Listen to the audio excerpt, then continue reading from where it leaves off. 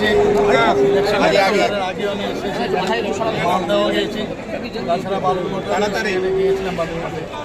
তো সেখান থেকে যেরকম একটা সাড়া পাচ্ছি সমস্ত বাংলার মানুষের কাছে বুঝতে পারছি মোদিজি যে গ্যারান্টি দিচ্ছে তার প্রতি মানুষের আস্থা আছে। এবারে ইলেকশন ইম্পর্টেন্ট আমাদের জন্য। 18তম লোকসভা নির্বাচন, এই নির্বাচন শুধু 5 বছরের জন্য নয়, মানে আগামী আমরা প্রধানমন্ত্রীজি বারবার বলছেন যে 1000 বছরে আমাদের কোন দিকে আমাদের ভারত যাবে তার নির্দেশ এবং নির্দেশিকা সেইগুলো তৈরি হবে। এর জন্য ইম্পর্টেন্ট খুব প্রয়োজন। আর বিশেষ করে বাংলার যেটা আপনি একটু আগে বললেন যে জঙ্গলরা, সেটাকে অবশ্যই আমাদের মুক্ত করতে হবে।